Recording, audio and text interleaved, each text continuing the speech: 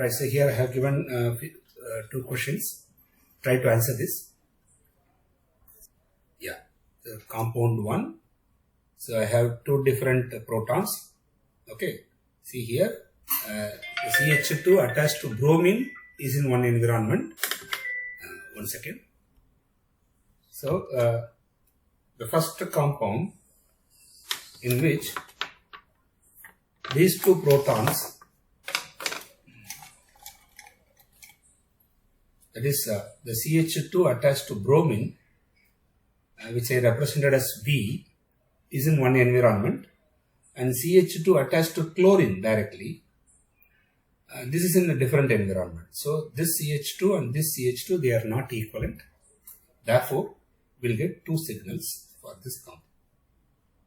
Now, what are the details of the spin-spin splitting? How the splitting will occur? Actually, the A proton will give one signal, and that signal is splitted by B protons. I have two B protons here. So apply n plus 1 rule. So 2 plus 1, 3. Therefore, the A signal is split into 3. Okay. Right. So it will split into 3.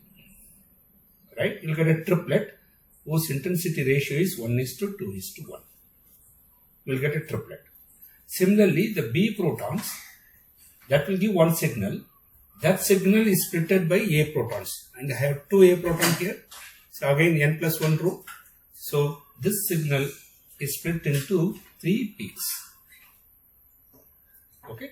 A signal is split into 3 and B signal also split into 3 with the intensity ratio 1:2:1.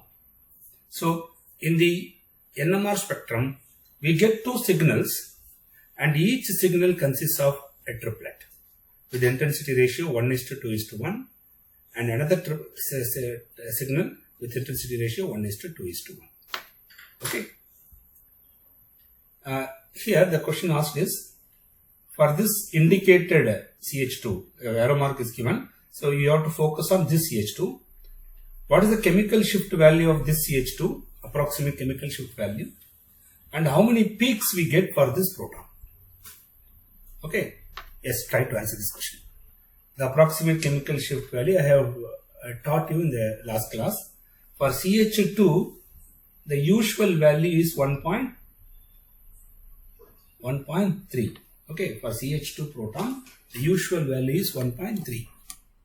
Now, the CH2 is attached to oxygen of the ester group. Oxygen of the ester group means we should add a value of 3 here. Okay, we should add a value of 3.0. So, the total is 4.3 ppm. So, this CH2 will appear in the NMR spectrum with the chemical shift of 4.3 ppm. Okay, roughly 4.3 ppm. Right, then how many peaks we get? See, this will give one signal. The CH2 proton will give one signal. That signal is splitted by the adjacent hydrogen. Okay, see, this CH2, for this side we have adjacent carbon having 3 hydrogen, but this side we have only one oxygen. We have an oxygen which does not couple. Okay, so the signal due to this proton, CH2 proton, is splitted by the 3 hydrogen attached to the adjacent carbon. Okay, so apply n plus 1 rule. Therefore, 3 plus 1 will get 4. So number of peaks is equal to 4. We get 4 peaks. Okay, and the 4 peak is actually appear as a quartet. Quartet with the intensity ratio 1:3:3:1. Okay. See, here I have given two questions again, 3 and 4. Try to answer these questions. Yeah. See, in question number 3, we have two protons here. I represented this as A and this as B. Now we need to check whether they are magnetically equivalent or not. Okay. How to do that is very simple. Listen, this hydrogen is cis with respect to chlorine, whereas this hydrogen is trans with respect to the same chlorine. So it is very clear that these two hydrogens are magnetically non-equivalent. They are not equivalent. Therefore, since they are magnetically not equivalent, this hydrogen will give one signal and this hydrogen will give one signal. So, number of signal equal to 2. Now, what about the splitting detail? Very simple. See, the two hydrogens are connected to the same carbon, so it is called geminal, right? It is geminal hydrogen. Yes, geminal hydrogens couple. If the chemical shift, see, you will get two signals. That means the chemical shift of this proton and the chemical shift of this proton are different. So they will couple. Okay, so signal of this proton is splitted by this proton. Okay, I have one proton here. So if you apply n plus 1 rule, I will get 2. So HA proton appears as a doublet. And HB proton is splitted by HA, that also appears as a doublet. So HA proton appear as a doublet. Okay, and HB proton also appear as a doublet. So in the NMR spectrum, we get two doublets, right? One for HA and the other one for HB. One for HA and one for HB. Okay. Now, see question number 4. Here we have two hydrogens. Okay. Here I have one hydrogen, here I have an hydrogen. Now, will I get two signal or not? Are the two hydrogen magnetically equivalent or non-equivalent? Very simple. Listen, this hydrogen, it is cis with respect to the bromine, whereas this hydrogen is geminal with respect to the bromine. Okay, it is attached in a geminal manner. So, the two hydrogens are non-equivalent. They are magnetically non-equivalent. Since they are magnetically non-equivalent, this proton has one chemical shift and this proton has a different chemical shift. So, chemical shift of the two protons are different. So, we get two signals. Okay, now what is the splitting pattern?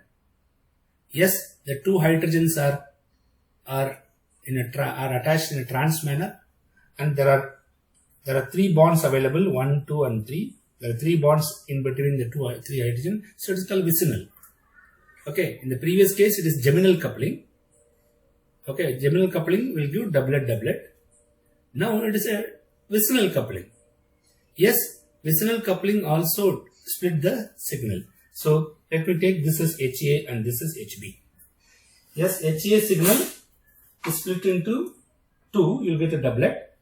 And HB signal also split into 2, you will get another doublet. So HA will give one doublet, we will get a doublet. And HB will give another doublet. Okay, so if you take NMR spectrum, yes, I will get 2 doublets. One for HA, the other one for HB. Now listen, this is very interesting question. Listen, magnetic field increases from left to right. See, what is the difference between these two? Here I will get 2 doublets. Here also I will get 2 doublets. Okay, now based on the NMR spectrum, can I identify which spectrum is for trans alkene of this type and which signal is for cis alkene, geminal alkene of this type? How to distinguish? For this, what we require is nothing but the coupling constant. Okay, so we'll discuss about coupling constant as we go along. Okay, right now for this question I just answered. Here we get 2 doublets, here we get 2 doublets. How to distinguish whether this spectrum is for this isomer and this spectrum is for this isomer? How to distinguish? We'll discuss that once we understood the concept of coupling constant. Okay, right. Yeah. So here I have given few questions. Try to answer this. Listen. Here, see, we have a methyl group and 2 methylene group. Let me take these protons as A and CH2 protons as B and these CH2 as C. Now, let me ask you a question. Are these hydrogens, A proton, B proton, C proton, are the 3 have same chemical shift? See, this compound right? This compound will give 3 signals. So number of signals equal to 3. This CH2 will give 1 signal, this CH2 will give 1 signal, and this CH3 will give 1 signal. And the chemical shift values are different. So chemical shift of these protons and chemical shift value of these protons are different. Therefore, one second. Right. So, since these protons have different chemical shift value, okay, these protons are not equivalent. Right. Therefore, to find the number of peaks for this B proton, actually listen, the B proton will give 1 signal. That signal is splitted by A protons and C protons. But now A and C, they are having different chemical shift value. Okay. After introducing coupling constant, I'll say that they have different coupling constant value. We will do that. But right now, listen, methyl proton and CH2 proton have different chemical shift. Therefore, they do not follow N+1 rule here. Okay. They have different chemical shift. Therefore, what to do? For A protons, we use the rule, say, Na proton plus 1 and Nc protons plus 1. This is the rule we should follow. Okay. So, Na plus 1 and Nc plus 1. Now, how many A protons are there? We have 3 A protons, so 3 plus 1. And how many C protons? We have C 2, so it's 2 plus 1. So this is 4, this is 3, 4 into 3, I'll get 12 peaks or 12 lines. Okay, so CH2 protons, the signal of CH2 is split into 12. Okay, how many peaks we get? See, this is the arrow mark I have given here. Right, this CH2 proton will give 1 signal, that signal is splitted into 12. Right? How we get 12? How we got 12? The reason is that the chemical shift of the methyl group and the chemical shift of the CH2 protons, they are not same. Okay, A protons and C protons have different chemical shift. Therefore, we cannot use N+1 rule here. Okay, the actual number of peaks is 12. Suppose if it is given that coupling constant of AB and coupling constant of BC, suppose if these are equal or approximately equal, then you can use N+1 rule. Observe carefully. If the AB coupling and BC coupling constants are equal, approximately equal, then you can use what is called the N+1 rule. But since it is no information are given here, we have to apply this one. Okay, because chemical shift of CH3 proton, A proton, and the chemical shift value of C protons are different. Therefore, coupling constant values are different. So, we should use this formula. Okay, number of A proton plus 1 into number of C protons plus 1. So, we will get 12 peaks. Right? Take. Yes, see, for question number 6, listen, the structure is this actually, right? Methyl attached to CH. 2 methyl group actually, right? CH twice is there. It is attached to this CH. Let me write the hydrogen separately. Then we have COO, ester group attached to methyl. Now the question asked is, for this proton, the proton attached to this carbon, okay, how many peaks we get? Okay, that is I am asking for this CH proton, okay, how many peaks we get?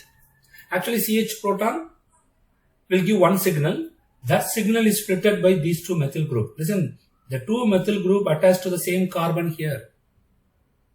Okay, so in this case, the 2 methyl groups these 2 protons are equivalent. If I say this is A, this is also A. They have same chemical shift value. See, this CH3 proton and this CH3 proton, they are equivalent. They have same chemical shift. Therefore, I can use N+1 rule. So, totally we have 6 hydrogen here. So, if I use N+1 rule, 6 plus 1, I'll get 7. 7 means septet. Okay. will get septet of peaks for this CH protons. Here, I just forgot here. What is that? Listen. In this case, see, the B proton will give one signal. I told you, B proton will give one signal. That signal is splitted by the adjacent protons.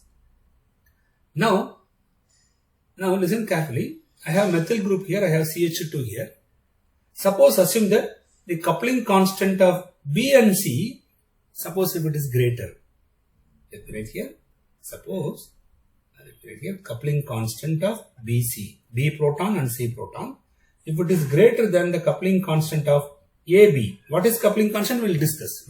Don't worry about that. Okay, suppose if coupling constant of BC is large, that means the signal of B is first splitted by CH2 protons. It's first split by CH2 proton because coupling constant is large. So I have 2 proton here. Use n plus 1 rule. So 2 plus 1, 3. So this peak is splitted into 3 first 3 lines. 1, 2, 3. You'll get a triplet. Then AB coupling will occur. So A proton will couple the B. Okay, so I have 3 A protons. So 3 plus 1, 4. So each of these peaks will further split into 4. 4, 1, 2, 3, 4, 1, 2, 3, 4. Okay, so this splitting is due to C protons and this splitting is due to A protons. Okay, so totally how many lines are there? See, how many lines are there? 4 plus 4 plus 4. Yes, we'll get 12 peaks, 12 lines. But how to name this? Listen, this is very important. First I got triplet. Then I got quartet. So it is called triplet of quartets. It is called triplet of quartets. This is how you should name. Okay. Now, for this proton, we need to find out number of peaks. Yes. Good. So, for this proton hydrogen, for this H, we have one proton here with a different chemical shift value. And here we have CH2 proton which is having different chemical shift value. So chemical shift values of H and this CH2 hydrogens are different. Therefore, to find number of peaks, we are not supposed to use n plus 1 rule. Instead, we should use a different rule. What is that? So here I have 1 hydrogen. So 1 plus 1 into, here I have 2 hydrogen. So 2 plus 1 we have to use. So here I have 2, here I have 3, 2 into 3, I'll get 6 peaks. So how many peaks for this hydrogen we get? We get 6 peaks. How the peak will appear? How it will appear? I will 6 peaks. Okay, what's the name of that peak? How it will appear? See, this hydrogen will give one signal and that signal is splitted by this CH2 and this hydrogen. Okay, suppose, see, this is actually geminal. This is actually vicinal and this is cis coupling. Okay, cis coupling. Right? Suppose the coupling constant of these two is large, suppose. Then what will happen? CH2 will split the signal of hydrogen into 3. Use n plus 1 rule. I have 2 hydrogen here. So 2 plus 1, 3. So this signal is split into 3 due to the CH2 protons.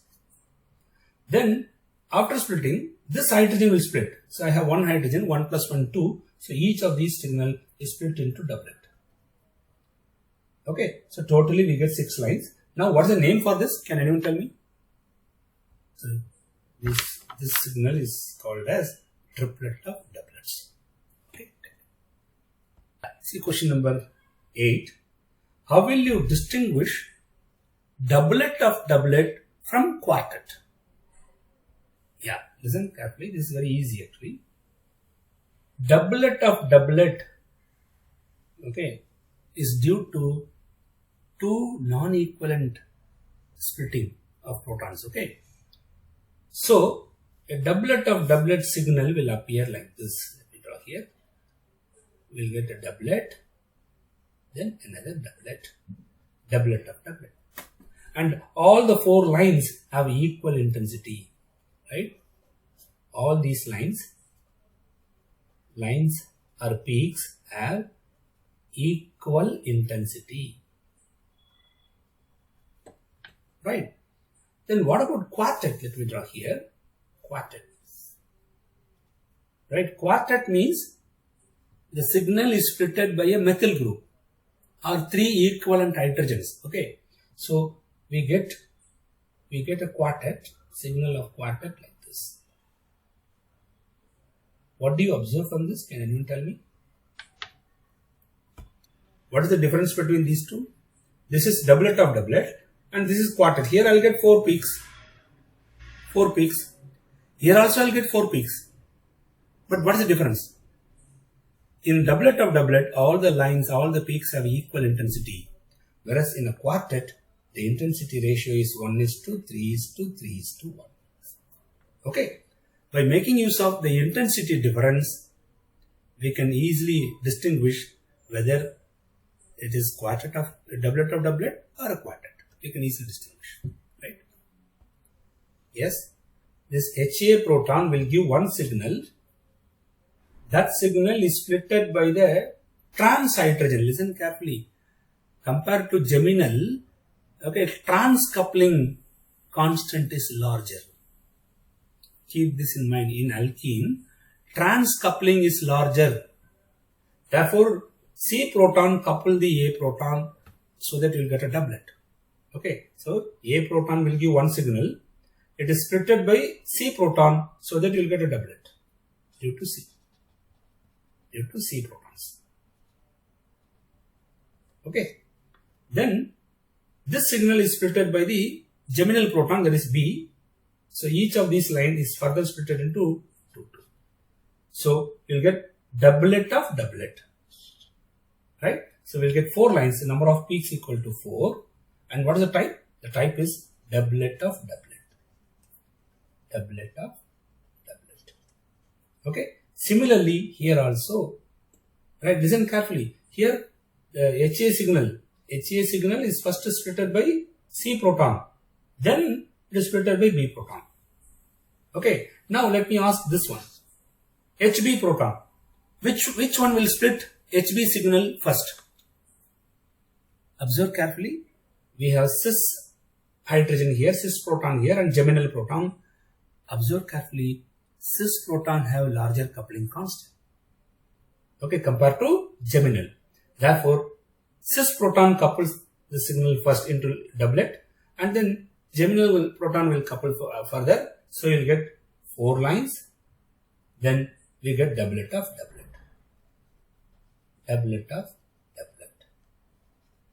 Okay, right. What about HC? In the case of HC, this is trans. Trans will couple first, you will get a doublet. Then cis will couple next, and so that you will get another doublet. So here also we get 4 and doublet of doublet. Doublet of doublet. Okay, take. Yes, try to answer these questions. Listen. I am just asking this question based on proton NMR spectrum only. Proton NMR spectrum, keep that in mind, okay? Actually, 3 signals. Yeah, listen. The bromine attached to cyclohexane ring, and you know very well cyclohexane usually take chair conformation. Okay, and we have a bromine. The bromine may be axial or equatorial, but you know very well equatorial position is comfortable. Okay. Now, in this carbon, I have one hydrogen which is axial. Right? And in this carbon, I have an hydrogen which is axial and another hydrogen which is equatorial. Okay. And in this carbon, I have an hydrogen axial and another hydrogen which is equatorial. Similarly, here we have an axial hydrogen and an equatorial hydrogen. Similarly, here we have an axial hydrogen and an equatorial hydrogen. Similarly, in this carbon also, we have an axial hydrogen and an equatorial hydrogen. Okay. Now observe carefully. This is actually one isomer. But ring flipping is difficult because bromine size is large. Ring flipping is difficult. Okay. Therefore, listen carefully. This is one isomer If ring flipping takes place, it will come to axial position. It's a different isomer. In that case, listen, these two hydrogens are diastereotopic because one hydrogen is cis with respect to bromine, the other hydrogen is trans with respect to bromine. Okay, because the structure is rigid now. Flipping is difficult because bromine size is large. In that situation, the two hydrogens are diastereotopic. It's diastereotopic. Similarly, these two hydrogens are diastereotopic. Okay, one is cis with respect to bromine, the other is trans. Similarly, these two hydrogens are diastereotopic. These two hydrogens are diastereotopic. Okay, so let me write like this in an easier fashion. See, let me draw like this. Bromine upward, and in the same carbon we have one hydrogen. In all the carbon, we can put one hydrogen above the plane, one hydrogen below the plane. One hydrogen above, one hydrogen below. Here also, one hydrogen above the plane, one hydrogen below the plane. Okay, this is for our convenience I am drawing like this, but this is the original structure. Right? So one hydrogen is cis with respect to bromine, the other hydrogen is trans. So this is a diastereotopic. This is also diastereotopic. This is also diastereotopic hydrogen. This is also diastereotopic. This is also diastereotopic. Okay. Right? Now listen. Since the two sides are, we can keep a plane of symmetry here. We can keep a plane here. So this CH2 and this CH2, they are equivalent. Similarly, this CH2 and this CH2 are equivalent. Okay, so you need not worry about these two actually. Now listen carefully. This hydrogen will give one signal. One. So let me take this A. And these two hydrogen, they are diastereotopic now. Because the conformation is rigid now. It is fixed. So axial and equatorial hydrogens are different now. Okay, diastereotopic. Therefore, each one will give one signal. So let me take this as B and this is C. Similarly, I'll take this one as D and this one as E. I'll take this one as F and this one as G. Okay, now tell me how many signals we get. Yes, this compound will give 7 signals because these two are diastereotopic. These two are diastereotopic. These two are also diastereotopic. So we get 6 here plus one hydrogen connected to the carbon where bromine is attached. And that will give one signal. So we should get 7 signal in the spectrum. Okay, take 2. Yes, try to answer question number 11. Yes. See, in this question, we need to find out number of peaks for this proton.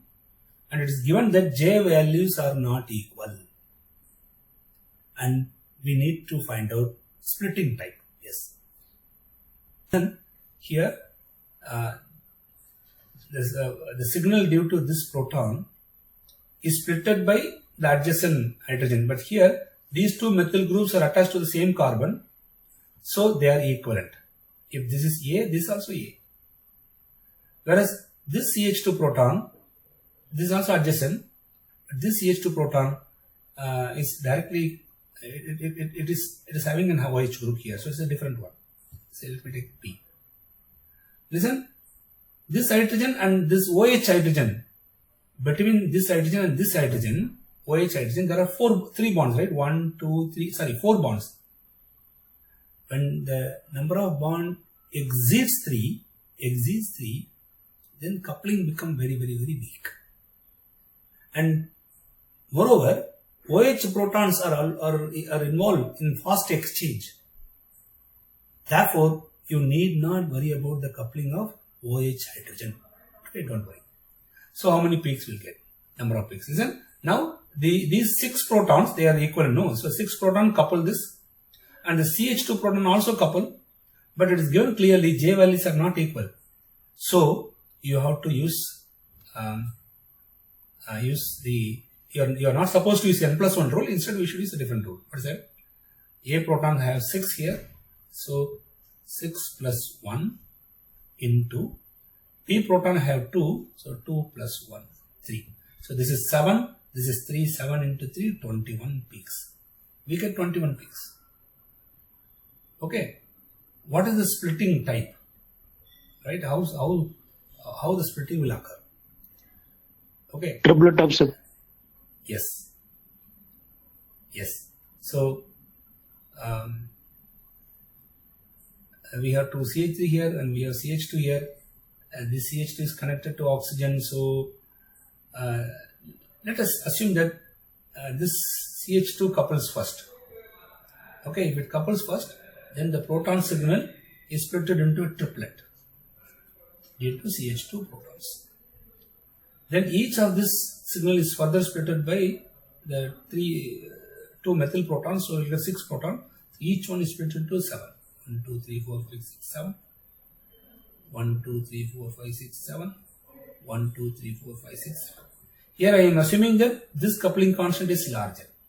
Suppose if this is C proton, I am assuming that BC coupling constant is larger than AC coupling constant.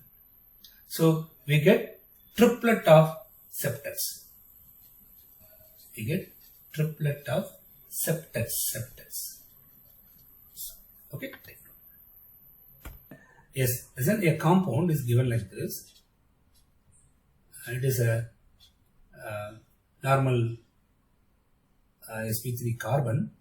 I have one hydrogen and I have a deuterium atom, a fluorine atom, and here I have, I'll put some groups. Let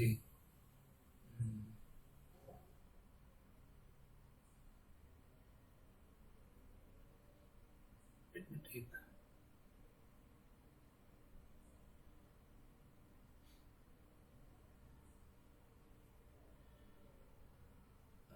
some atoms. Okay.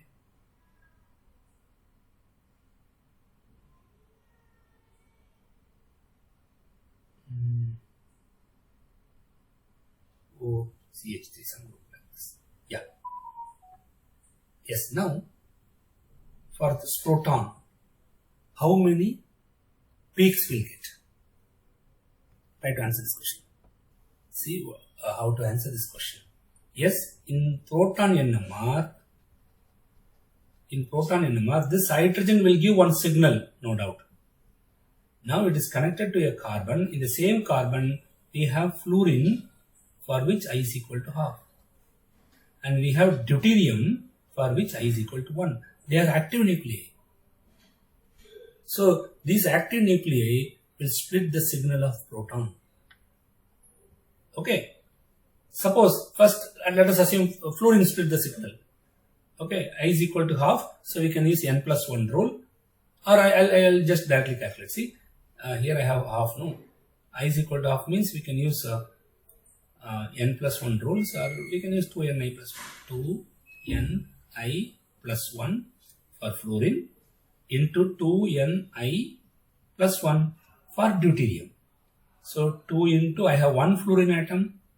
I value for fluorine is half plus 1. Then here I have 2 into, I have 1 deuterium atom. For deuterium, I value is 1 plus 1.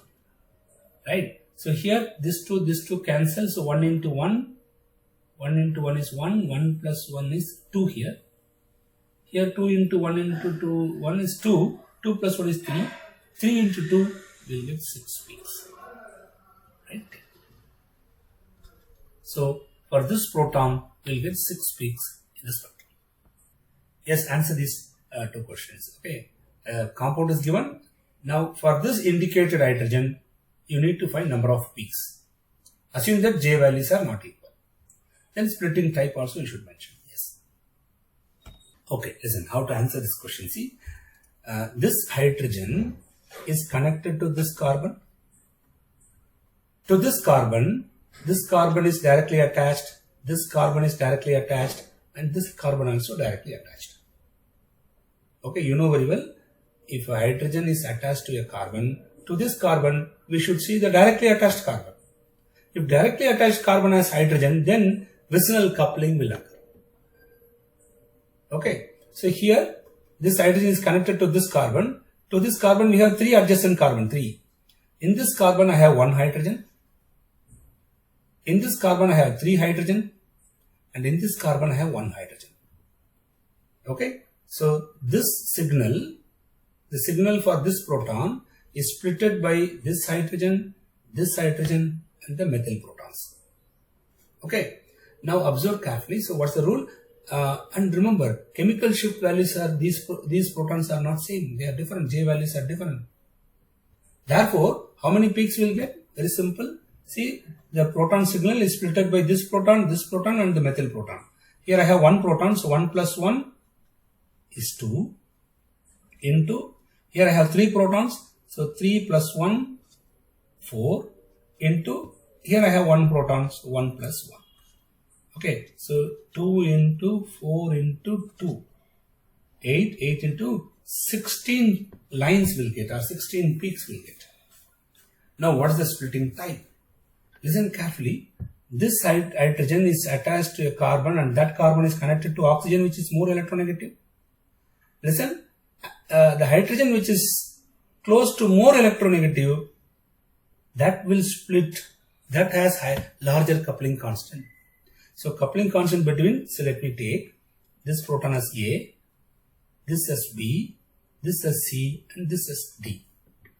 Now the coupling between C and A is larger. Why? Because the C proton is connected to this carbon that is attached to a more electronegative atom. Usually the hydrogen connected to a carbon which is directly connected to a more electronegative atom, then the coupling constant will be larger. So C proton couples the A signal into doublet. So first, listen, let me draw here. I don't have much space. Let me draw here. First, you'll get one signal for A proton. That signal is splitted by C proton into doublet. So this splitting is due to C. Then this carbon is connected to sulfur, which is also little more electronegative. So this hydrogen split the signal into 2, so doublet here and doublet here. Then each of these signals is splitted by methyl proton into 4. So this will give 4, this will give 4, this will give 4 and this will give 4. Okay, so 4 plus 4 plus 4 plus 4, I'll get 16 peaks. And what is the name? Doublet. Start here, doublet of doublet. Okay, it's a doublet of quartet. So let me write here, doublet of, see, first one is a doublet. Then each of this is further split into 2. Doublet of quartet. Quartets, plural. Doublet of quartets. Okay, take note. Listen, whenever compound is given like this, see, this is one environment, this is one environment, this one. So often people say that you'll get 3 signal. But listen carefully. This carbon is a chiral carbon now, correct? This carbon connected to one methyl group, one hydrogen, one chlorine and one CH2Cl group. Okay, so it is a chiral carbon. And what about this carbon? If I replace one hydrogen by bromine, will it become chiral? Yes, sir. Yeah, it will become chiral. Therefore, these 2 hydrogens, if I remove one hydrogen, I'll get one diastereomer. If I replace another hydrogen, I'll get another diastereomer because this carbon is already chiral. Adjacent carbon is already chiral. And if I remove this hydrogen and if I replace this hydrogen by any other atom, say bromine, this carbon also become chiral. Okay, so by replacing one hydrogen, I'll get R isomer. By replacing another hydrogen by bromine, I'll get an S isomer. And since this chiral carbon is already fixed, suppose if this is R, if this is R, I may get RR and I may get RS. I'll get a diastereomers. Therefore, these 2 hydrogens are diastereotopic hydrogens. Diastereotopic hydrogens. And you know very well, diastereotopic hydrogens are magnetically non-equivalent, chemically non-equivalent. So here I'll get 2, each hydrogen will give one signal. So here I'll get 2 signal. For this hydrogen I'll get 1 signal. For the methyl group we get 1 signal. So we get totally 4 signals for this compound. Okay, take note. You know very well, in a molecule, if we have two non-equivalent nuclei, okay, they couple. The coupling may be scalar coupling or dipolar coupling, but now we are focusing on scalar coupling only, right? If the two nuclei which are magnetically non-equivalent, they couple the signal, they couple each other. Because of this coupling, okay, the signal gets splitted. So you will get peaks. You will get peaks. The distance between the adjacent peaks, observe carefully. The distance between the adjacent peaks, okay, is nothing but coupling constant. Right? So what is coupling constant? See here, this is the definition. Coupling constant is the distance between adjacent peaks of a signal. Say for example, let me give an example like this. Suppose I'll take a compound like this. Observe carefully. I'll attach to chlorine here, and I'll attach to bromine here. Okay. Now, see, these two protons are, they are not equivalent, they are non-equivalent, because this is connected to a carbon where chlorine are attached. This hydrogen is connected to the carbon where two bromine are attached. So they are not equivalent. So let me take this as A and this as B. Now, actually A proton will give one signal. And B proton also will give one signal. And these signals, okay, listen, that the two protons are separated by 3 bonds. Okay, if two protons separated by 1 bond or 2 bond or 3 bond, right, effective coupling will occur. If two protons separated by 4 bonds and above, normally coupling is weak. Okay, yeah.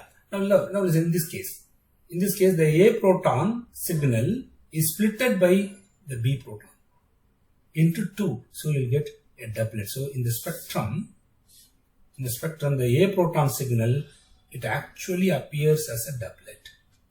Similarly, the B proton signal also appear as a doublet. Okay. Now, the distance between the two peaks, two adjacent, in this case, this is actually one signal. Okay. This is actually one signal which consists of 2 peaks. Right. Sometimes a signal may contain 3 peaks, 4 peaks, 5 peaks. Right. Whatever maybe it is, you take 2 adjacent peaks and measure the distance.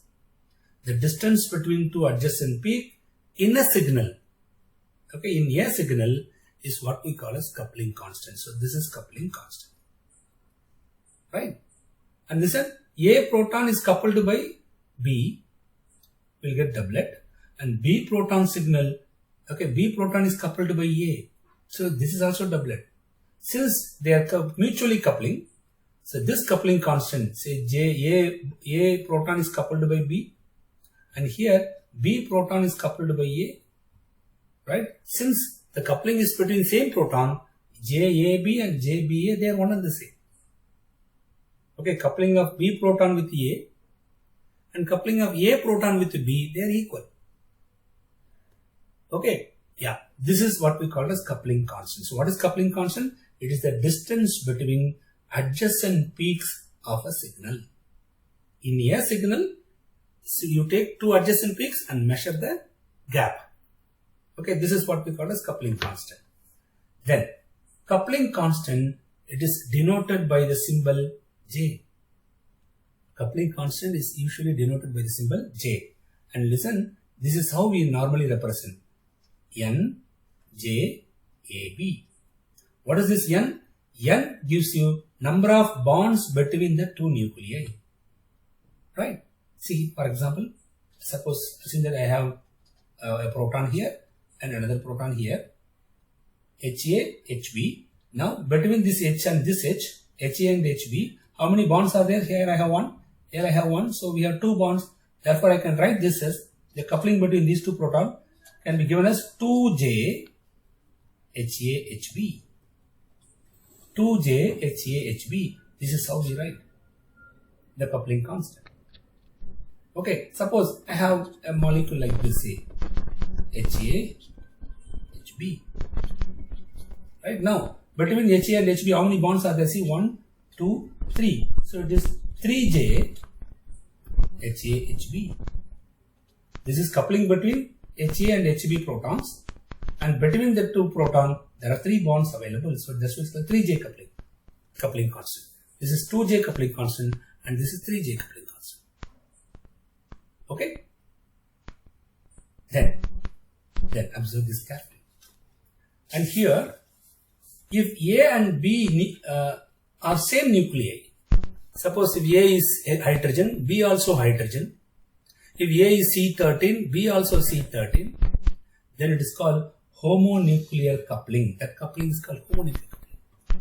If A and B, suppose A is hydrogen, B is C13, or A is C13, B is fluorine, then the coupling is called heteronuclear coupling. Okay, so in coupling we have homonuclear coupling, we also have heteronuclear coupling, right? Then what is the unit of coupling constant? The unit of coupling constant is Hz, Hertz. I'm sorry, Hz, not Hz, I'm sorry, it is Hertz. Okay, that's the unit of coupling constant. Remember, coupling constant is the gap between adjacent peaks in a signal. Okay, that's called coupling constant. Now listen carefully. J is a scalar quantity. It is not vector. It is a scalar quantity. It has just a value. That's all. Okay, and remember, J value can be positive, can be 0, can also be J value can be positive or negative or 0. Okay, one second. See, J coupling constant is a scalar quantity. It just have value. That's all. Some constants. Okay, some number. That's all. J can be positive. J can be 0. J can also be negative. Right? Listen. J, I have told you, J is nothing but the distance or the gap. Gap can be positive. For singlet, gap is 0. Good. But what is meant by gap negative? Okay, it is not gap. Actually, it has a different meaning. What is meant by that? We'll discuss. Now, yes, up to this, any doubt? And listen, coupling constant is independent of the magnetic field strength of the instrument, and it is also independent of the frequency of the instrument. Okay, it is independent of instrumental frequency. It is also independent of the magnetic field strength. Okay, whatever magnetic field you take, the J value remains same. Okay, yes, take. Suppose see, I have a proton HCA connected to a carbon, and I have another proton HB connected to the adjacent carbon. Observe carefully. Like the previous example that I showed. No, I'll take this. Now A proton will give one signal. That signal is splitted by B proton into doublet. So A proton signal appear as a doublet, and B proton signal also appear as a doublet, because B proton signal is splitted by A proton into 2. I have told you the gap between the adjacent peaks is what we call as coupling constant. Right? Observe carefully. Suppose this is the TMS. From TMS, say the chemical shift. Listen, the original HA proton will give a signal. Okay, will give a signal. That signal appear with some chemical shift. Say for example, the chemical shift value is 3 here. Then see, if without splitting, we get the correct chemical shift value. Okay, this is the chemical shift of the HA proton. But due to splitting, okay, you will get 2 peaks, right, in either side of this line with equal separation. Okay, the separation from the middle line to this peak and the middle line to this peak, they are equal. Right? So what we should do, listen carefully. Say for example, this peak, see I'll take this is peak 1 and this is peak 2. Peak 1 appear with a lower chemical shift value now, and peak 2 appear with a little higher chemical shift now. Say for example, peak 1 has chemical shift 3, this gap is 0.1 from the middle line. So let me draw here so that it will be easy for you. I have drawn a middle line here. Now we have two peaks. Let the gap between middle line and this peak be 0.1. So this peak appear, there is peak 1 appear with a chemical shift of 3 minus 0.1, that is 2.9. And this peak, there is peak 2, which is appear just above, okay, or from chemical, right, from the, with respect to chemical shift, I am saying this, it is little higher. So this gap also 0.1, so this is supposed to be 3.1. Observe carefully, this is very important. Now, what is the gap between the two peaks? Right, the gap is equal to, listen, let me draw here. So what is the gap? Let me write here, gap is equal to higher value, okay, minus lower value. Right, the peak, listen, the chemical shift value of one peak and the chemical shift value of another peak you take, and the take difference. The difference is 0.2 ppm. Okay, now listen, the gap value is in ppm, but J value, see, this is the gap actually, this is the gap, but J value should be in hertz. So how to do that? See, coupling constant is nothing but, see, take this value in ppm and multiply this value with the frequency of the instrument in megahertz. Okay, instrument frequency in megahertz. Suppose if I record this spectrum with the instrument frequency say 500 megahertz. Suppose if I use an instrument having 100 megahertz. If I use 100 megahertz, then multiply this by 100, 0.2 into 100. It should be in megahertz. 0.2 into 100, yes, we'll get 20 hertz. This is the coupling constant, okay, of A proton with the B. Right, that's the gap. The gap is 20 hertz. Now, instead of 100 megahertz, suppose I'll take the same compound. Instead of 100 megahertz spectrometer, if I use a 500 megahertz spectrometer, what will happen? Okay, instead of 100 megahertz, if you use a 500 megahertz instrument, what will happen? Right, so the coupling constant is 20 hertz if I use 100 megahertz instrument. Suppose if I use a 500 megahertz instrument instead of 100, if I use a 500 megahertz instrument, listen, the coupling constant value remains same. Okay, coupling constant remains same, 20 hertz only. Coupling constant does not change with the instrumental frequency. Okay, and you should know how to calculate coupling constant. Usually, if you have two peaks, measure the chemical shift value of two peaks and take the difference. Then multiply that ppm value with the instrument frequency, you will get the chemical shift value in hertz. And this you will get the coupling constant value in hertz. And this coupling constant is independent of the instrument frequency. Whether you use 100 megahertz or 500 megahertz, it does not change. Okay, is this clear? Is this point clear? Yeah, listen, in proton NMR, if you take spin-spin coupling, very specifically scalar coupling means coupling occurs through bonds. We classify the coupling into two, strong coupling and weak coupling. Okay, when we get strong coupling, listen, if the two protons attach to the same carbon, if two protons, Ha and Hb, they couple, and if they attach to the same carbon, then between the two protons, I have two bonds, 1 and 2. So this coupling, we represent as 2J coupling. 2J coupling is a strong coupling because the two, See, we are talking about scalar coupling. Scalar coupling occurs through bonds. So these two hydrogens are separated by only two bonds. So coupling is strong. What about here? Between the two protons, I have three bonds. 1, 2, and 3. So it is called 3J coupling. 3J coupling also strong. 2J coupling, 3J coupling, they are all generally strong couplings. Whereas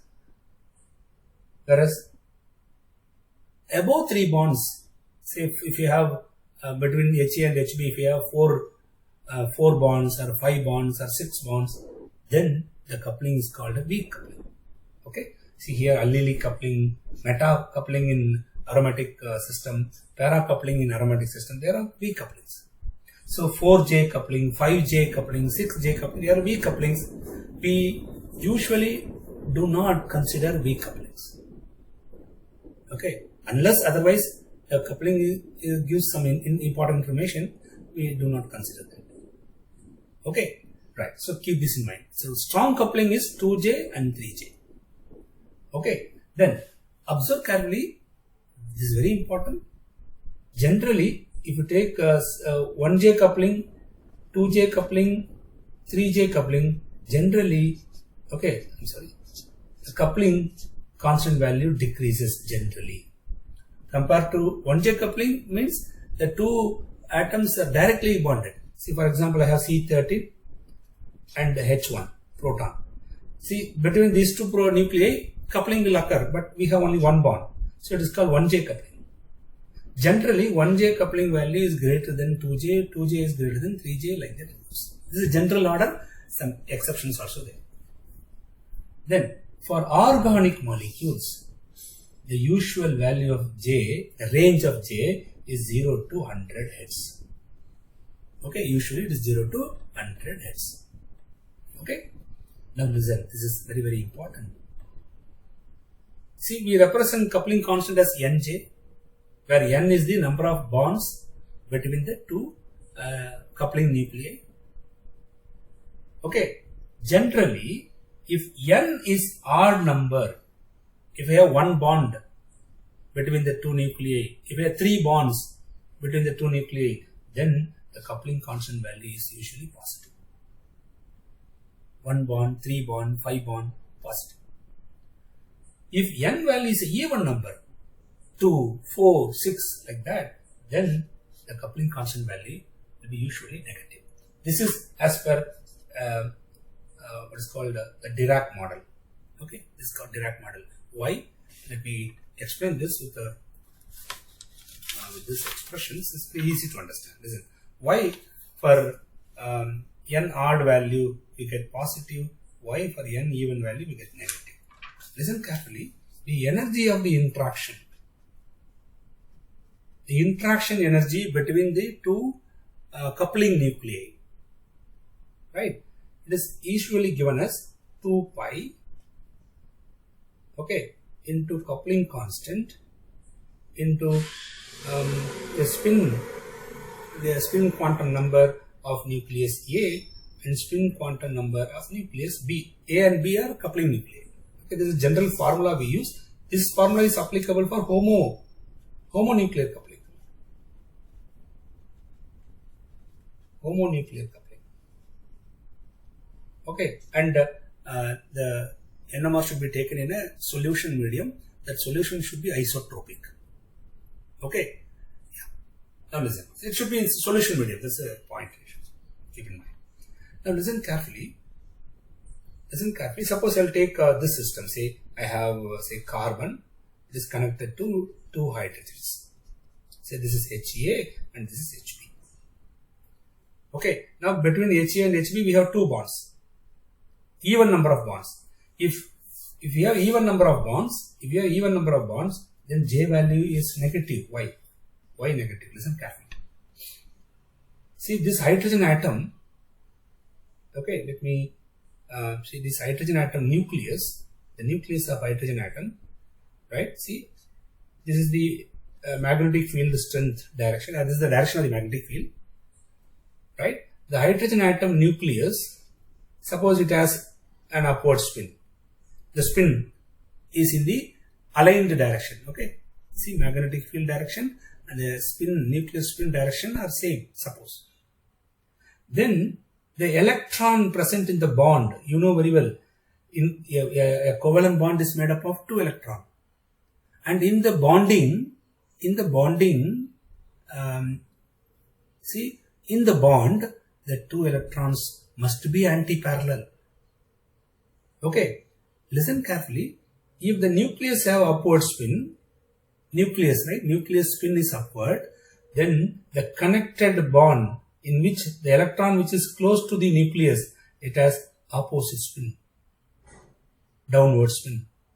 And the other electron, bonded electron, must have opposite spin. Observe carefully, very important.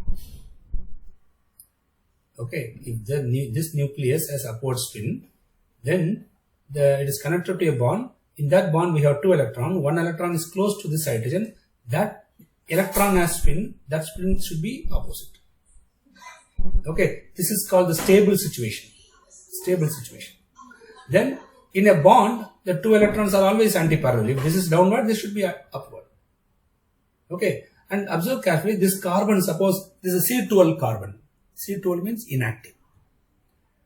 Okay, if it is inactive carbon, then the orbital used in this bond and the orbital used in this bond, they are degenerate. In the case of degenerate bonds, the spins, this electron, here also we have 2 electrons, this electron have same spin as that of this, because the 2 orbitals are degenerate. If this electron has upward spin, then the other electron which is in bonding is supposed to have downward spin. If this is downward spin, then the hydrogen nucleus, for the stable configuration, the hydrogen nucleus is supposed to have upward spin. Now listen, see these 2 protons now, upward spin, this is also upward spin. If this is plus half, this is also plus half. So I plus half for 1 HA proton, and IB, there is also plus half, both are plus half. For the energy to decrease, J should take negative value. J should take negative values. Then only the interaction energy will decrease. Okay, so interaction energy decreases if J is negative. That is why for geminal coupling, see, the 2 hydrogens are directly connected to this carbon. So this coupling is called geminal coupling. So for geminal coupling, okay, J value is usually negative. Okay, right, keep this in mind, very, very important and very easy also. Right, now let me take another example. Suppose assume that 2 protons are connected like this, called vicinal. Now we'll talk about vicinal coupling. How vicinal coupling will occur? First I'll take this, see, let me draw like this, right? HA, it is connected to a carbon, and it is connected to another carbon, and that is connected to HB. I'll take this as HB. Okay, now HA nucleus, suppose assume that is a external magnetic field direction, and assume that the nucleus of HA is in the same direction of the external magnetic field. So this nuclear spin is upward. Then the bonded electron, see each bond has 2 electrons. The electron which is close to HA, it has opposite orientation. Then only you will get stable interactions. Okay, for stable interaction, the nuclear spin and the electron spin, okay, which is close to the hydrogen atom, it should be opposite. And in the bonded pair, if bonded pair of electrons should be always opposite spin. So if this is downward and this should be upward. Okay, and this is a carbon atom, assume that it's a C12 carbon. Therefore this bond and this bond, they are degenerate. If this is upward spin, this is also supposed to be upward. If this is upward, this should be downward, because in bond, the 2 electrons must have opposite spin. And here also this is C12 carbon. So this bond orbital and this bond orbital are degenerate. If this is downward, this is also supposed to be downward. 1 electron is downward spin. Therefore, the other electron should be upward spin. If this electron is upward, then the nuclear spin should be downward. Then only you get stable configuration. Stable state. Now, see the HA and HB. HA proton and HB proton, they are having opposite spin. If one is plus half, the other one is minus half. So plus half into minus half will give minus. Therefore, for the interaction to be low, if suppose if J is negative, what will happen?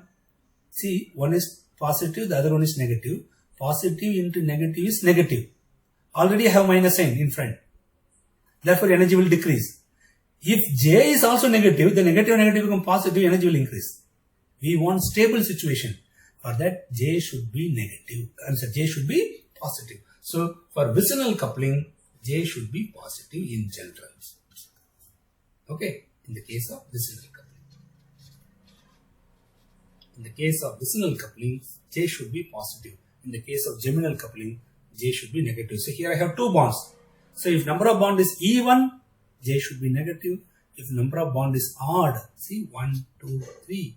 If number of bond is odd, then J should be positive. So this is based on the Dirac model.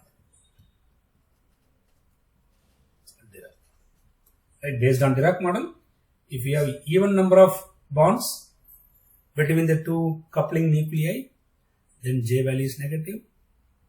If you have odd number of bonds, J value positive. Okay, now we'll move on to the next one.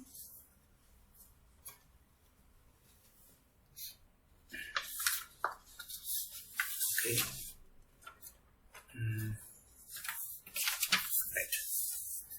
Right, now we'll start with the geminal coupling.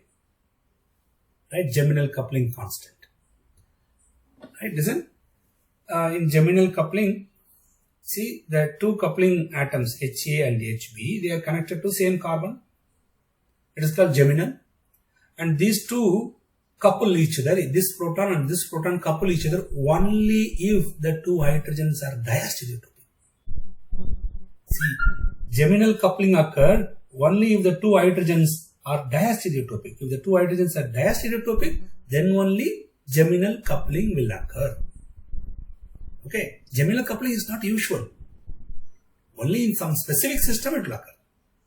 And what is the range of geminal coupling constant value? See, 2J means geminal coupling. And I am giving you coupling between two hydrogen. Okay. And the range is minus 12 to minus 18 Hertz. Why minus sign? See, between the two hydrogen I have two bonds, even number of bonds. So, coupling constant value is negative.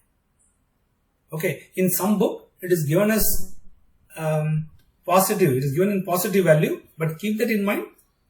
Positive means the gap between the peak is positive, but for the energy to be lower, okay, to make this stable state, okay, J should be given as negative.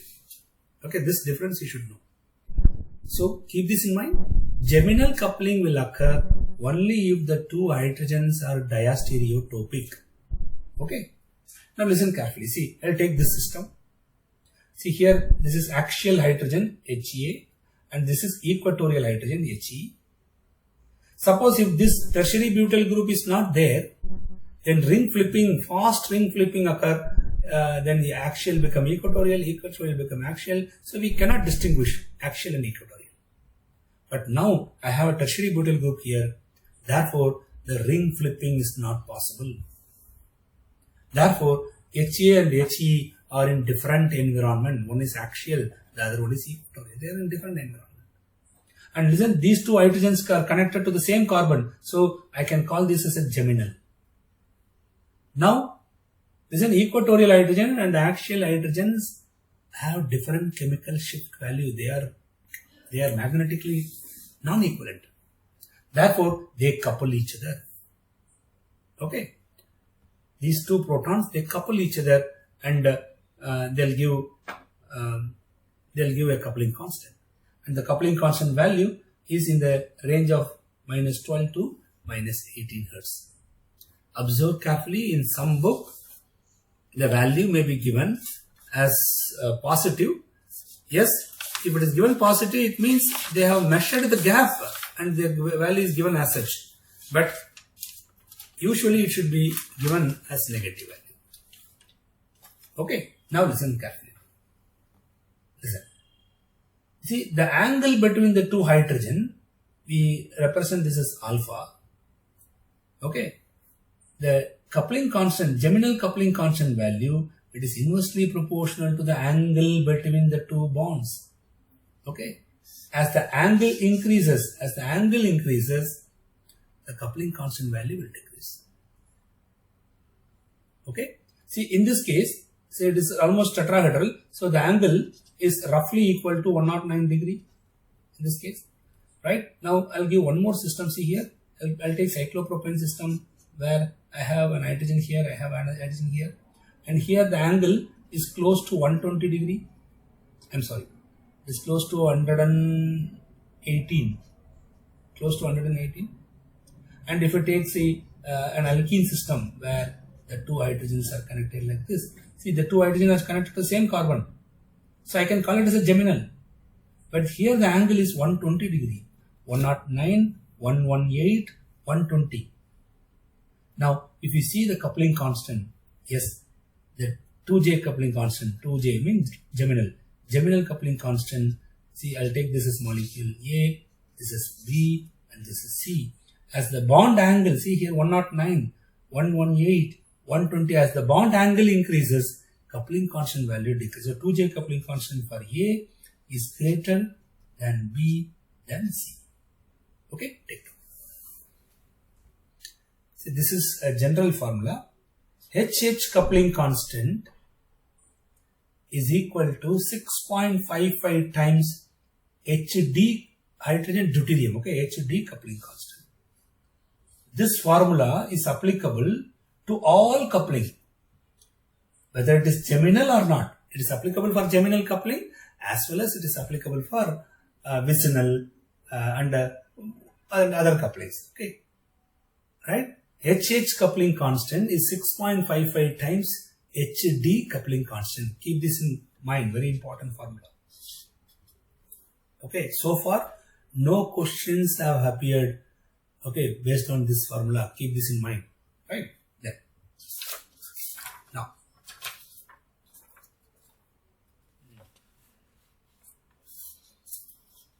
once again,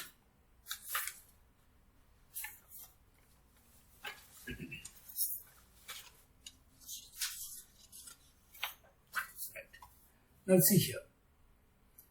See, in methane molecule, all the protons are equivalent and the two hydrogens, they are connected to the same carbon. Will they couple? Right? And what is the coupling constant? Listen carefully. To find the coupling constant, what to do? You replace one hydrogen by deuterium. See, replace. These hydrogen, I'll keep it as such. So replace one hydrogen by deuterium. The moment you put deuterium, then there will be a coupling. Okay, so we can find the coupling constant of H and D from the spectrum. Once you know coupling constant of H and D, you can find the coupling constant of HH. Okay, what is the coupling constant of HH? Coupling constant of HH is equal to, I have given the formula, no? What is that? What is the formula? What is the formula I gave? 6 point.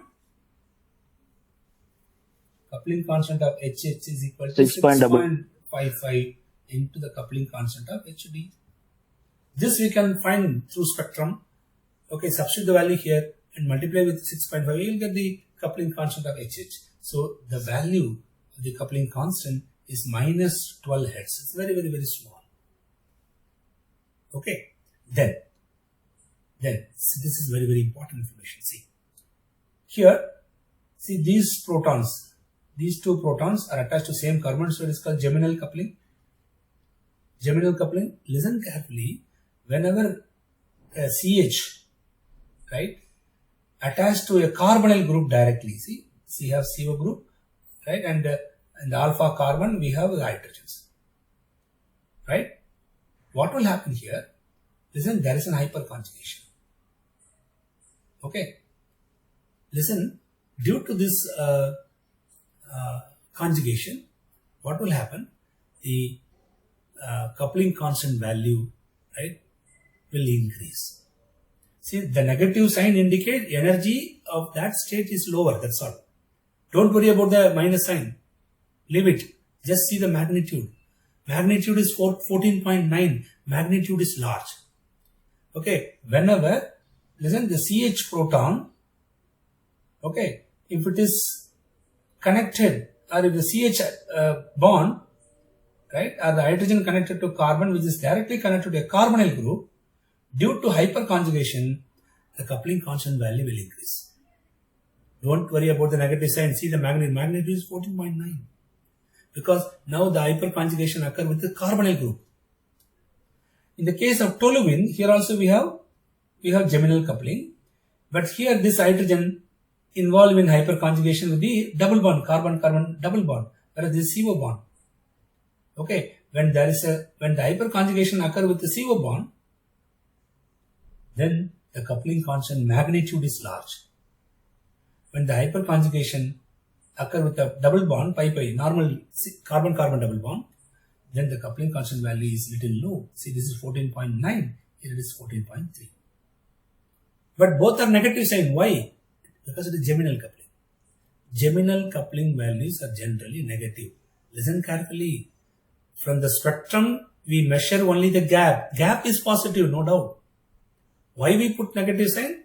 If J is negative, then only you will get the stable state. Okay, keep that point in mind. So what is vicinal coupling? See, I have a proton HA connected to this carbon. In the adjacent carbon, I have another proton. Okay, so between the two protons, we have 3 bonds. If 2 protons or 2 coupling nuclei separated by 3 bonds, we call that coupling as vicinal coupling. This is vicinal coupling. Okay, and the range of vicinal coupling, see, since it is separated by 3 bonds, I will put 3 here. So the vicinal coupling constant for the protons, vicinal coupling constant for the 2 protons is in the range of 2 to 12 Hertz. Okay, vicinal coupling constant values are usually from 2 to 12 Hertz. Okay, 3J vicinal, is the vicinal coupling constant, depends on the dihedral angle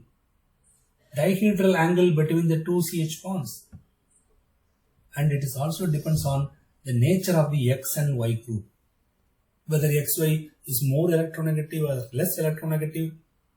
Depending upon that, the coupling constant value will change. Okay, so vicinal coupling constant depends on the dihedral angle, and it also depends on the nature of the X and Y groups present. Okay, see this example. Here I have hydrogen attached to this carbon, and I have hydrogen attached to this carbon. So here I have this hydrogen and this hydrogen, they are attached to adjacent carbon. So it is vicinal coupling. Now, in this, see, one hydrogen attached to this carbon where I have an electronegative group. If you have an electronegative atom connected to the coupling hydrogen attached to carbon, okay, then the J value, right, the 3J value is in the range of 6 to 8 Hertz. Right? Suppose if I have 2 hydrogen, right, in which, see, I have 23 carbon. Here I have 3 carbon. Now I am focusing on the coupling between these 2 hydrogen, vicinal coupling, but the X is attached to the middle carbon now. Here X is attached to the terminal carbon. Now here X is attached to the middle carbon. In this case, right, the coupling constant value will be in the range of 5 to 7 Hertz. Okay, these are not that much important, but keep this in mind. Now, listen carefully. Please stay 1 second, sir. Observe carefully. I have given a system here. In this system, right, we have vicinal protons HA. See, HA prime, they are vicinal. Okay, then HE prime vicinal. HE prime, they are also vicinal. So there are 3 couplings possible. What are they? HA prime, triple J, HA prime coupling. Okay, and I can write simply AA prime, and we have a coupling between this equatorial hydrogen and this axial. So we have vicinal coupling 3J A prime E, coupling between axial hydrogen and this equatorial hydrogen, and we have one more, the coupling between vicinal coupling between E and E prime. Okay, listen. when the see in A prime and E, the angle if you see angle between this bond and this bond, this is actually a dihedral angle. The dihedral angle is close to 60 degree.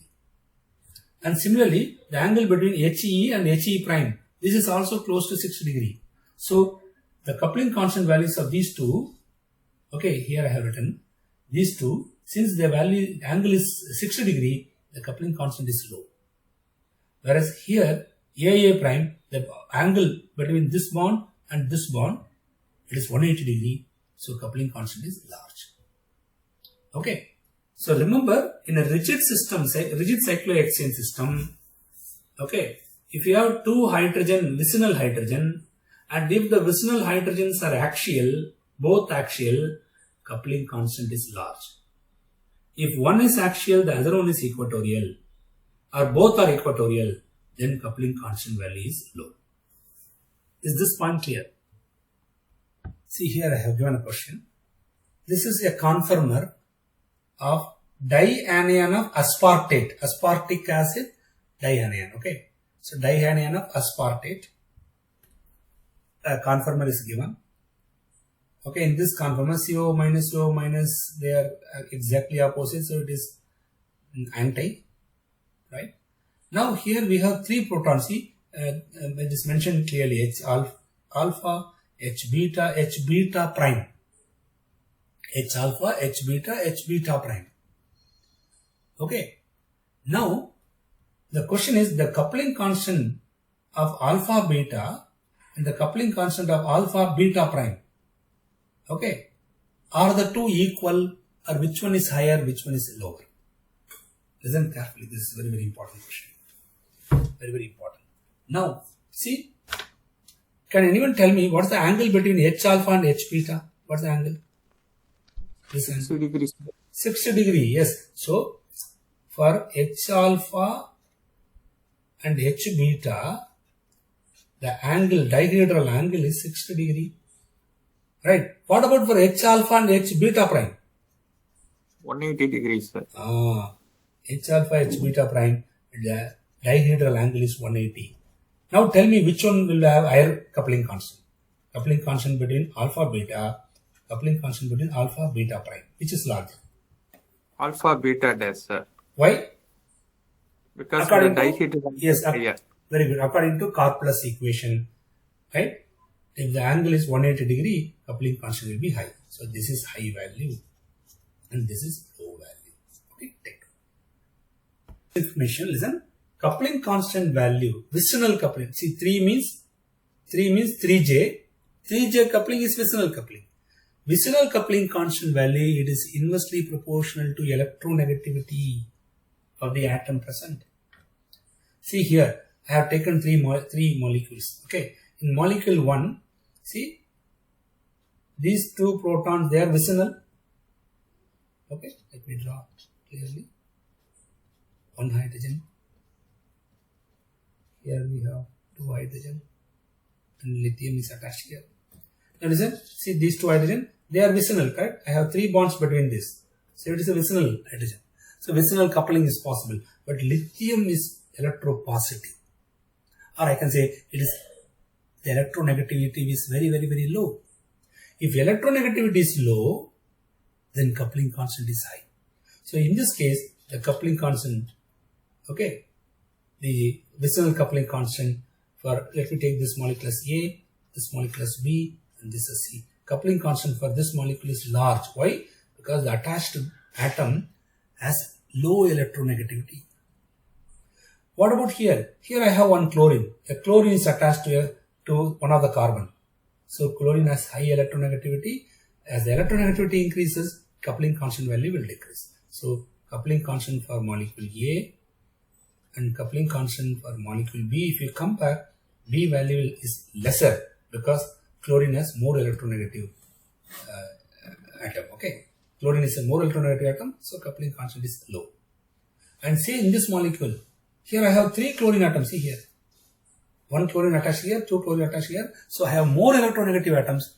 As more electronegative atoms present, okay, in the carbon atoms containing the vicinal hydrogen, then coupling constant decreases further.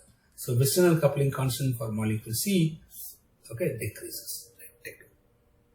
So this is the order of coupling constant values for these molecules. As the electronegativity group present in the molecule, then coupling constant will decrease.